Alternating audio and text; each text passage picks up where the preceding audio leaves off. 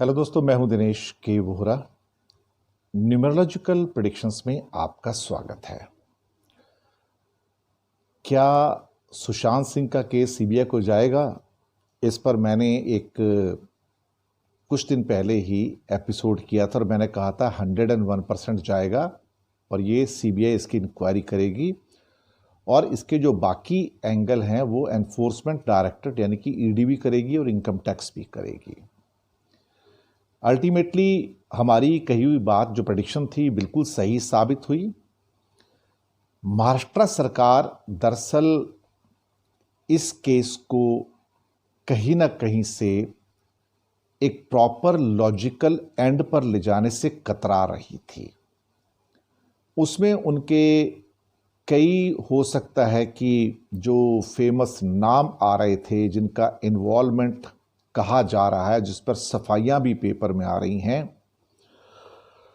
अब कम से कम ये होगा कि जो जांच होगी वो ठीक ठाक होगी, क्योंकि इस सारे केस के अंदर अब तक जो भी घटनाक्रम हुआ है उसमें महाराष्ट्र पुलिस की एक तरह से बदनामी ही हुई है।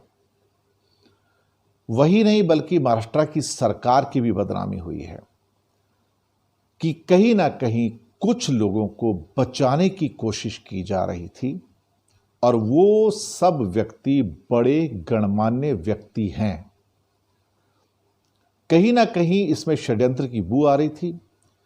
ये भी लग रहा था कि सुशांत सिंह की जो आत्महत्या है वो आत्महत्या नहीं, हत्या है और इसके पीछे गहरा षड्यंत्र है। और उसमें रिया चक्रवर्ती का नाम बहुत प्रमुखता से आया। आज उनको एनफोर्समेंट डायरेक्टरेट के अंदर बुलाया गया था, उनका स्टेटमेंट भी रिकॉर्ड हुआ है। अभी उनकी तफ्तीश चलती रहेगी। इस केस में से बहुत सारे पहलू निकल के आएंगे। ये केस अगर ढंग से इन्वेस्टिगेट हो गया तो यहाँ पर बहुत सारे लोगों के कैरियर भी खत्म हो जाएंगे, चाहे वो किसी भी फील्ड से हों। तो हमने जो कहा सुशांत के बारे में कि ये सीबीआई को प्रोब जाएगी, इसकी इन्वेस्टिगेशन सीबीआई ही करेगी, वही हो रहा है।